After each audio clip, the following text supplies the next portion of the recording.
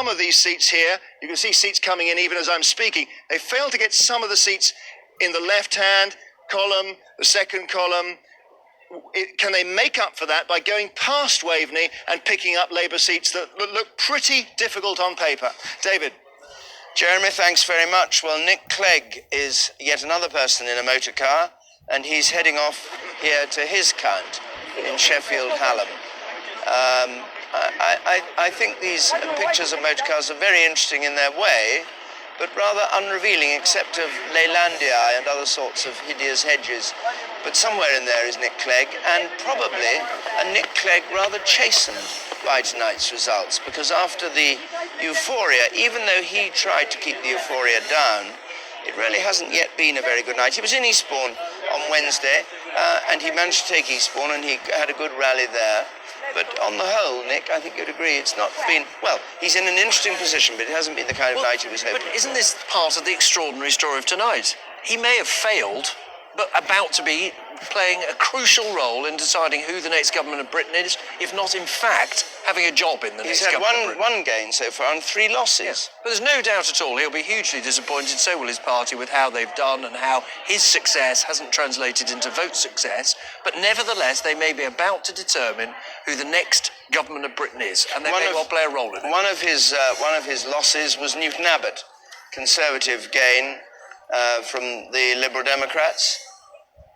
This is Anne-Marie Morris, who's a lawyer, taking over from Richard Younger-Ross, who's been the MP there since 2001.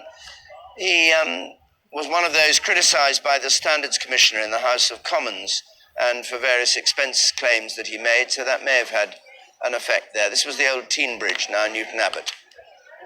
And the swing there, 5.8% to the Conservatives from the Liberal Democrats. Now, whether that's special, whether it tells us something about what may be happening in the southwest, we shall see. Oxford East, on the other hand, has been held. Andrew Smith for Labour, former Work and Pension Secretary, holds on to this. His majority from 332 only. Liberal Democrats were in second place.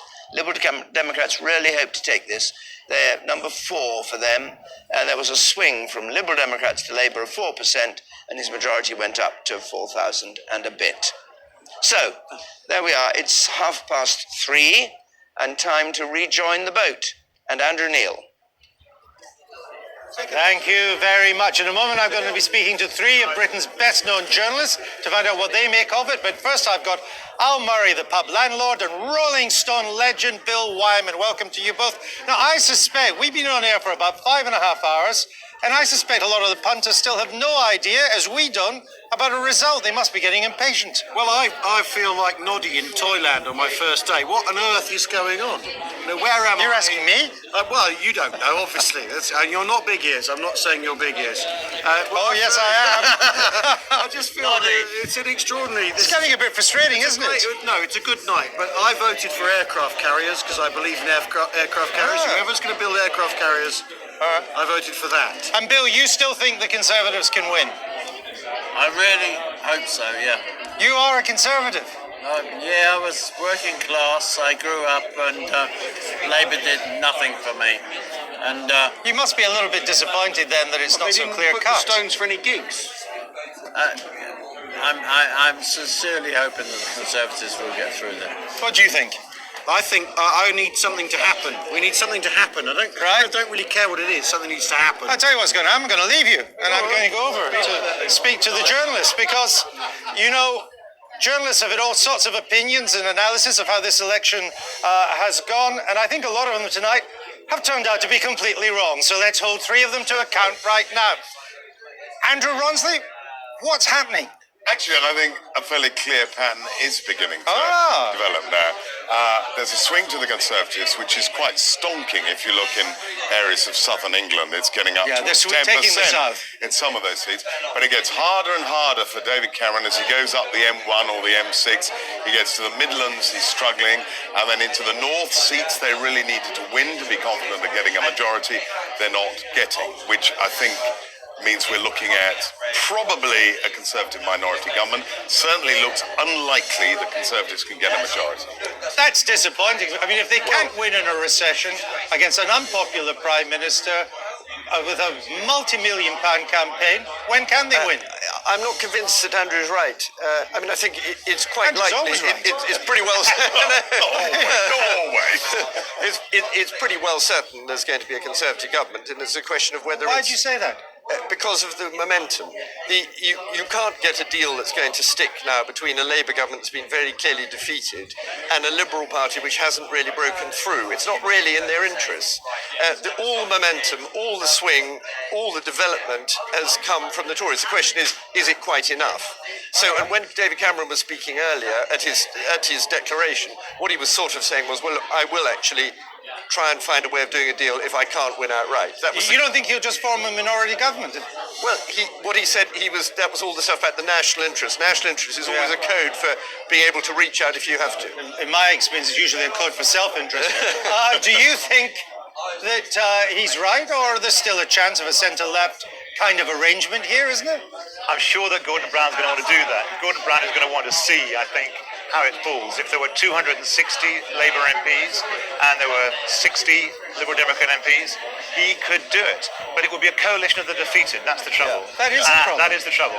And the momentum is with the Conservatives. Well, there's one other problem, which as Nick Clegg said, he thought the party that had most votes and most seats would have the right to be the first to try and form a government. And it looks likely, although Mr Cameron may be sure of a parliamentary majority, I don't think anybody's going to argue he won't have most votes and most seats. Now, Mr Clegg may, who knows, he may be ruining he made that declaration, but make it he did. What happened to this Lib Dem surge we've all been picking up for the past 4 weeks?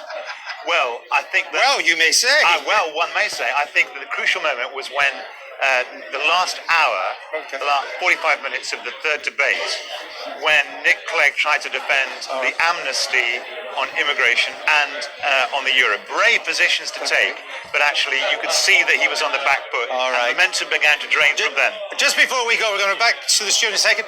Charles Moore, what are you doing here taking our hospitality and you won't even pay the BBC licence fee? Well, I'm appearing in the magistrate's court. You're a freeloader. I'm going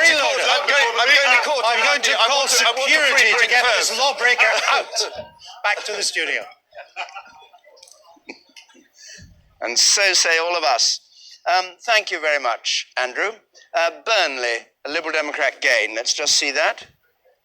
Swing of nearly 10% from Labour to the Liberal Democrats in Lancashire. This was an MP standing down, Kitty Usher, just after one term.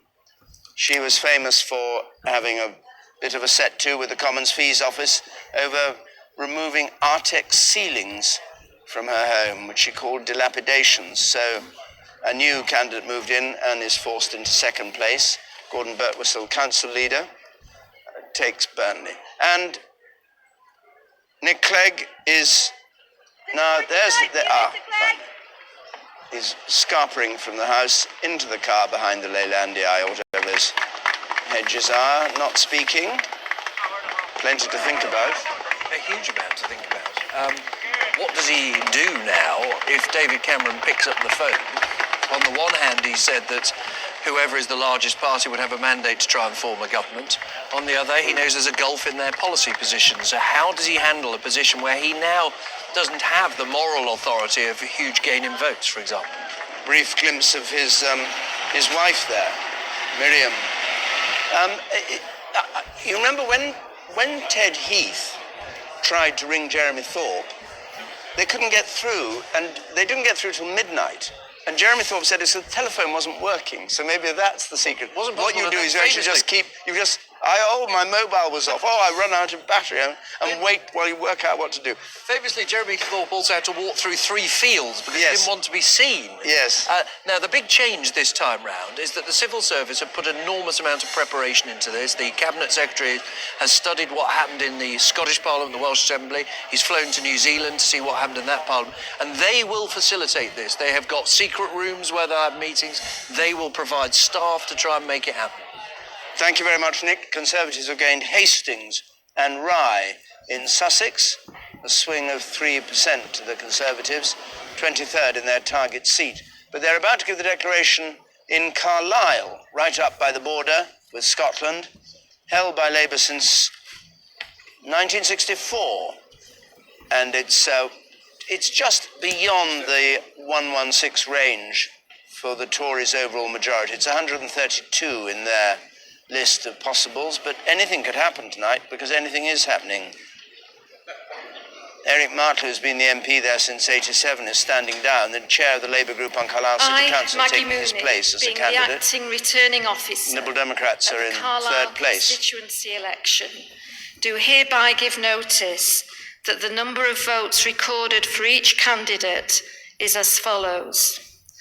Michael William Bowden, the Labour Party candidate, 15,736.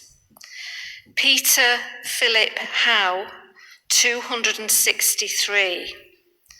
Neil Hughes, Liberal Democrat, 6,567. John Metcalfe, Carlisle Socialist and Trade Union candidate, 376. Michael John Owen, UK Independence Party, 969. John Bernard Reardon, the Green Party, 614. Paul Brandy Stafford, British National Party, 1,086. Andrew John Stevenson, the Conservative Party candidate, 16,589.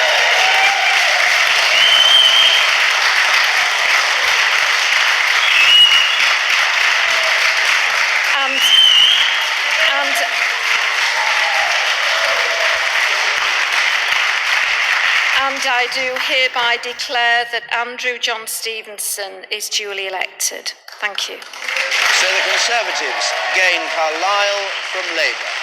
A swing from Labour to Conservative of 7.7%. Majority of 782 to John Stevenson, who's a solicitor, who takes over from the new candidate, Michael Bowden for Labour. Right, very much. Jeremy, we go to Jeremy Paxman. Jeremy Paxman, you've got someone to talk to, I think. Oh, I certainly hope so. I think we're going to be talking to Alistair Darling. Alistair Darling, are you there? Yes, I can just about hear you. Excellent, good. Well, it's coming out to 3:45 in the morning. Who's in charge of the country? Well, the government remains in place until such time as there's a change in that. So we are here, and we will have to see what the shape of the government of the House of Commons is tomorrow morning. It is important, of course, that we do have a stable government established for very obvious reasons, but the exact shape of that, who it is, we'll have to wait and see because we don't have the final shape of the House of Commons yet. But isn't this uncertainty about who precisely is going to be in command of the ship the worst possible outcome from an economic point of view? Well, look, firstly, people should be in no doubt that one of the strengths of our constitution is that there always is a government. We are the government until such time as that changes. I think it is important that we have strength and stability, a clear sense of direction. I think people perfectly well understand that following a general election, that there's inevitably some uncertainty until you actually see who can actually form a government that can command the confidence of the House of Commons. But I think everyone is concerned is very focused on the fact that for very obvious reasons we need not just a stable government, but also a government that's got a convincing plan to secure our recovery and then, of course, to get our borrowing down. That's very important. But as of now, 3:45 in the morning, as you say, we don't know the final shape of the House of Commons. Inevitably, for the next few hours at any rate, there's going to be some degree of uncertainty, and I think people perfectly well understand that. Are you expecting to move back into Downing Street? Well, as I said to you, what happens and who forms the government next and after the election will depend on what the House of Commons looks like. Now, at the moment, I think I picked you up correctly, or your programme correctly, just a few moments ago when we were trying to get this connection through, that the pattern is mixed. We are holding some seats that people thought we'd lose. Clearly, we're losing other seats that we might have expected to hold.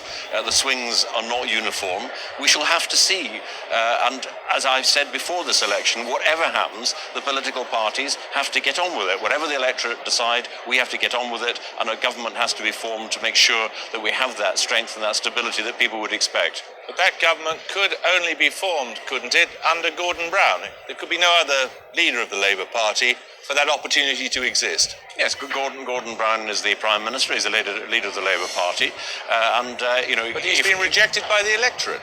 Well, the electorate are passing a judgment on us all collectively, one way or another. But as I said to you, no matter how frustrating it is at this hour of the morning, we still do not yet have a clear picture as to what the House of Commons will look like. And the government, whatever government it is, has to be in a position to command a majority in the House of Commons, or at least be able to form a government that can provide the stability and the certainty that people want. That's absolutely essential. But we shall have to wait and see. The results are still coming in, as you know, and there is still a picture that's pretty mixed.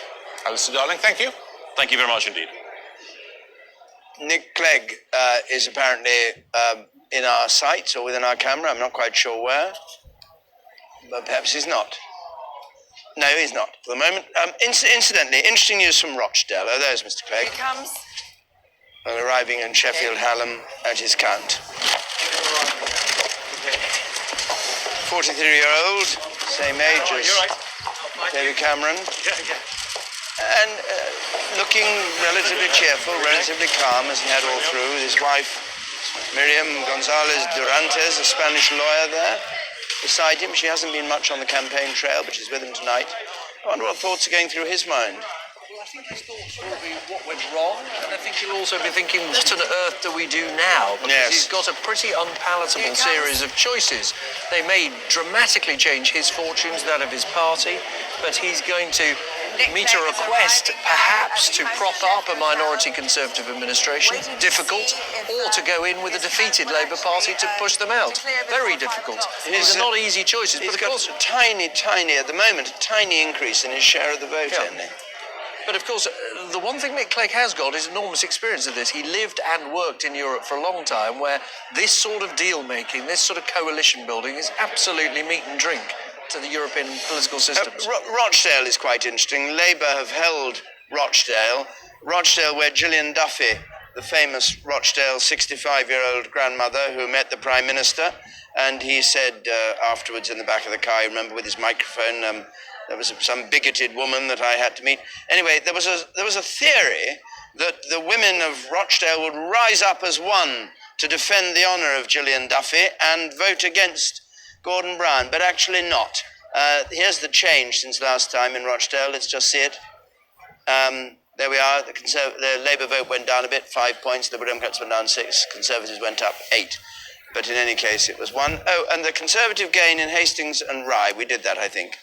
3% swing from Labour to the Conservatives. But if the Mrs Duffys and her supporters had voted Liberal Democrat there instead of Conservative, which quite a few of them obviously did, there would be a Liberal Democrat member of Parliament. Very, very close, very small majority there.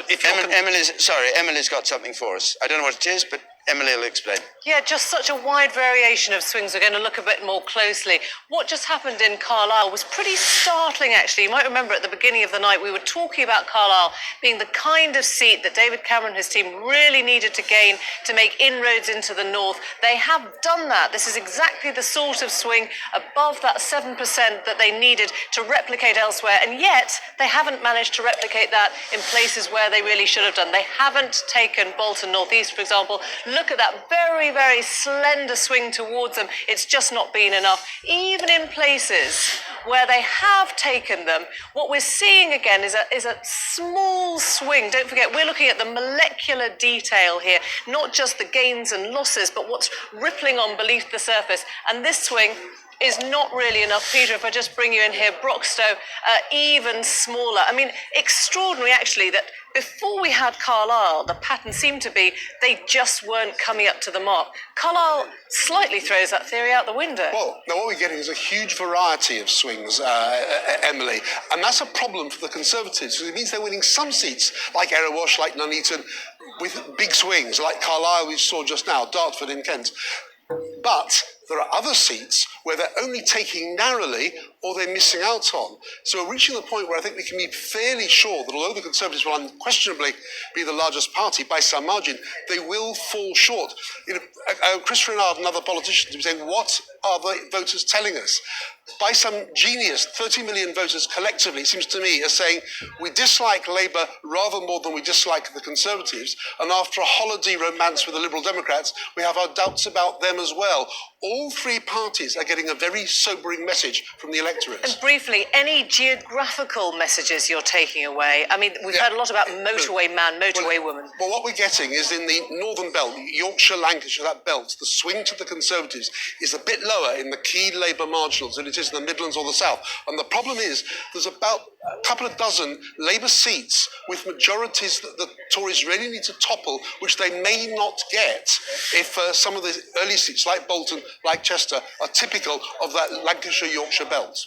Peter, thanks very much. Don't forget, if your own constituency result hasn't come in yet, but you're hearing tips, you can watch on our website, bbc.co.uk/election, and you can look at the nationwide picture there as well. Thanks very much, Emily. Well, we're joined now from Cambridge by David Monks, who's the chairman of the Society of Local Authority Chief Executives, known by the acronym SOLIS. And I should think SOLIS is what you're in need of tonight, Mr. Monks, because it seems as though the returning officers haven't been doing that great a job. Oh, I think I disagree with that. It's not an easy job. We're local authority chief executive, so we're well used to criticism and unpopularity. But I've been watching some of the coverage, and I just wanted to come along and make some points to help. I think you're fairly clear now about how votes can be issued and the timing and the ability of people to vote if they're in the polling station with the ballot paper in their hand before 10 o'clock. That's fine. I just wanted to say as well that this 10 o'clock deadline is an absolute. We don't have discretion on it. It's set by Parliament, and I think it would be wrong if we had discretion on it. I mean, what are we going to do? Choose people in the queue to come in and vote? But why have you got the queues? Why don't you have more people, more ballot papers, more space? There's even one story of a place where they couldn't count because they hadn't got enough tables to count on. I mean, this is meant to be a first world country. We are meant to be one of the first democracies who know how to do these things. Here we are giving an example which would shame countries that are just starting their democracies.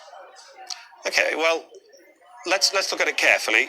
What we've got here is a very Victorian system that many of us as Solace members have argued is much in need of modernisation. In fact, it's probably in need of scrapping, because we need a system for the 21st century which is suitable for our lifestyles in this time.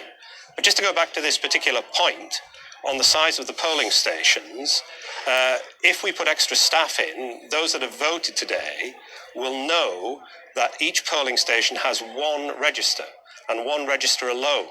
So when extra staff are put in, it's not going to really help. You might be able to help them manage the queue a bit, but there's only one person ticking the names off on the register. I know, but I can see you could have difficulties. What I can't understand is how I won't go through the list. Well, I will go through the list. 3-hour queues in Sheffield, Hallam. Long queues in Leeds. Birmingham, people locked out. Voters turned away in Manchester. Lewisham, curiously, breaking the law, presumably, people are allowed to vote till 10:30 after the exit poll has been announced. 2 places in Liverpool running out of ballot papers. I mean, it suggests a kind of failure of imagination. I mean, the voting hasn't gone up, the number of voters hasn't gone up that much since the last election in 2005, has it? Well, let's be clear on this, David.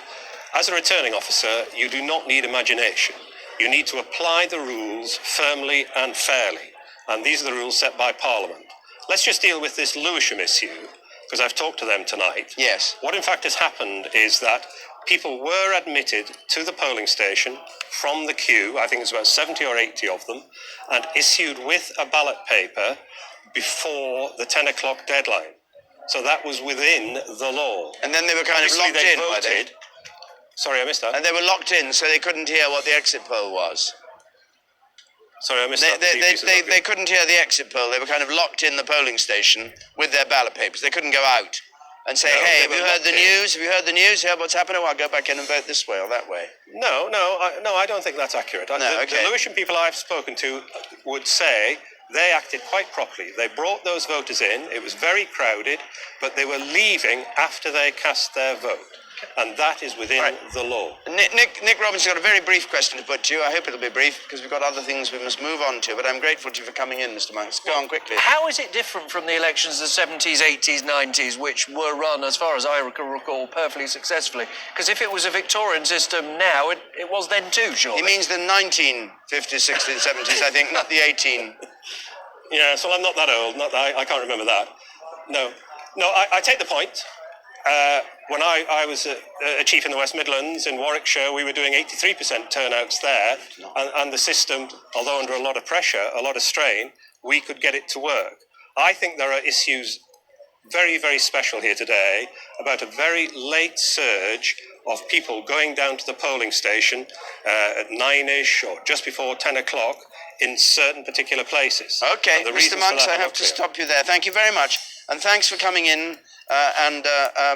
I hope you get some solace somewhere along the line from all that. I'm grateful to you for speaking to us. Richard Bilton is in Barking. Let's go back to a place that still hasn't declared, where the National Front is challenging Labour. Richard? David, actually, we've got two counts going on here. We've got Barking, as you say, one of the East London constituents is being counted. And then over here we've got Dagenham and Rainham. And actually in both counts at the moment, we have stories that seem to be unfolding. If we can go first of all to Barking, the constituency you mentioned, which is Margaret Hodges' constituency at the moment, the Minister and sitting MP. Nick Griffin, the leader of the British National Party, targeted this seat. Lots of effort here. I was in Barking today and people were saying to me, look, they've been very, very high profile, out and about.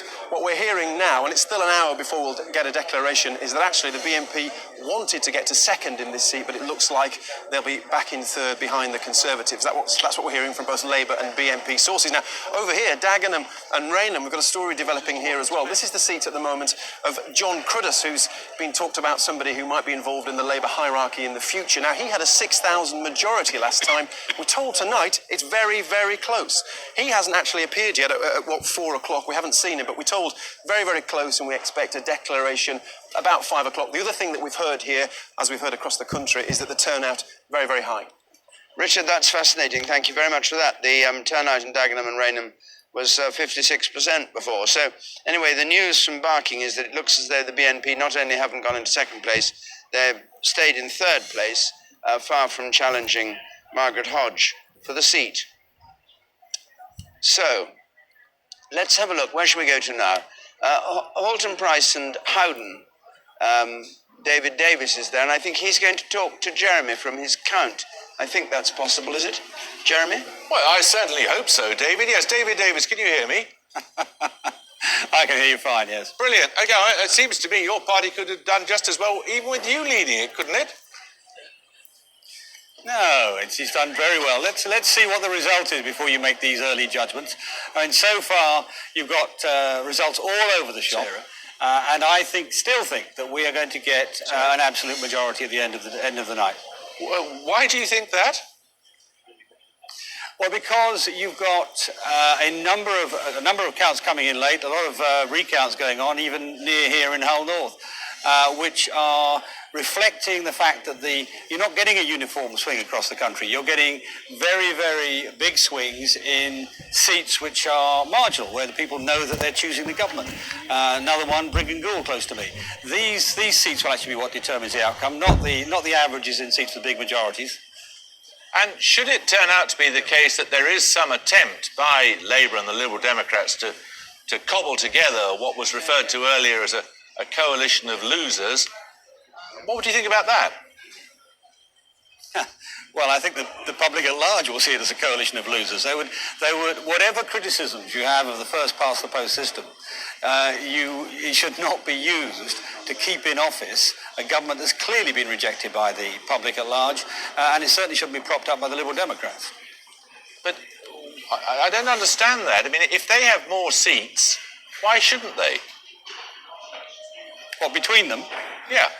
Which particular combination would you like to pick? The Liberal Democrats plus the Labour Party? Well, let's rule out one possibility to start with. Can you imagine the Conservatives? I can pick you all sorts of permutations. Fine. The truth is, you need a decisive government. Listen, Jeremy. The simple fact is, We've got a country with a broken economy that needs mending, a broken society that needs healing, which needs actually to be revitalised, led in a different way. That can't be done by some cobbled together compromise of a Prime Minister desperately trying to hang on to office long after he's been given a sack. Could it be done by a minority Conservative administration even? 1,600 jobs to go. Well, I think if we have to, then that's what we'll have to do. I mean, your forecasts, which I think are low, give us about 305 or thereabouts. The simple truth is it would be possible to deliver a government on that basis, so long as the other parties don't behave irresponsibly, and I think we can reasonably assume that. So yes, I think it could be done from a minority government. I would much prefer, frankly, a majority one, because some of the decisions will be very tough indeed, and that's hard to take from a position of minority. David Davis, thanks very much. David Dimbleby. Our reporter Graham Satchell has news of what's going on in Southampton Itchen, where Government Minister John Denham is defending his seat, his majority 8,500 for Labour. Yes, David, hello. He's got a very comfortable majority here, as you say, about 8,400.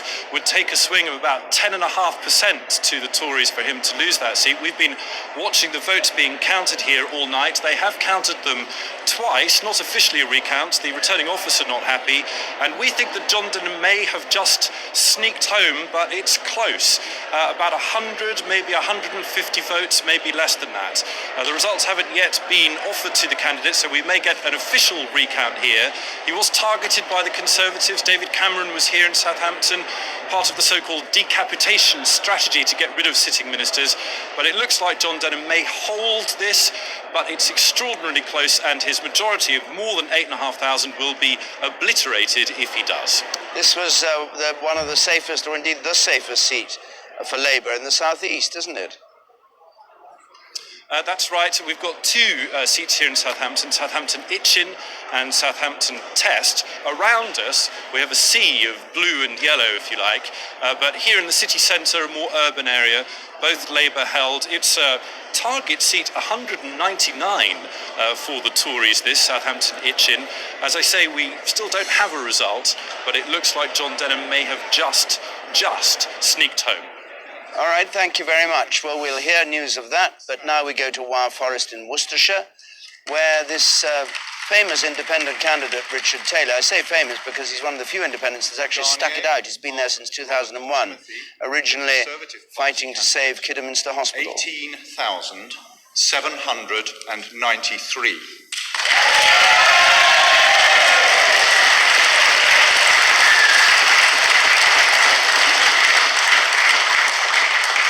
Howells, Gordon Clifford, British National Party, 1,120. Knowles, Nigel, the Labour Party candidate, 7,298. Taylor, Richard Thomas, Independent Community and Health Concern, 16,150. Wrench,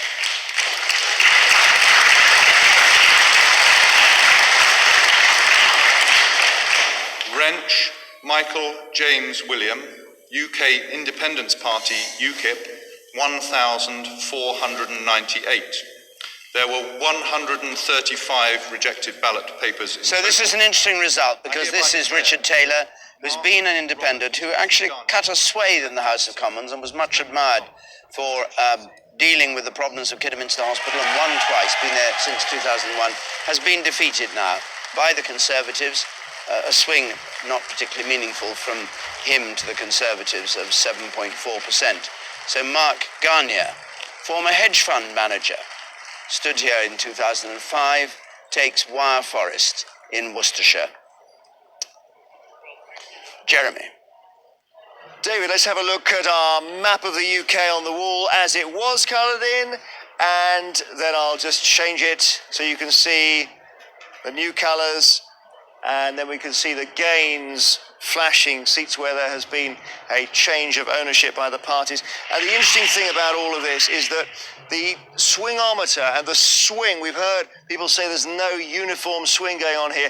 We can actually put up uniform swings, but the parties will take seats either side of them in the most dramatic way. So seats are very, very hard to predict. We could be at this for hours without being sure of the actual final destination of this election. So just to take the Liberal Democrat Conservative swingometer here nationally and take a look at the swing, which is 1.4% to the Conservatives since last time.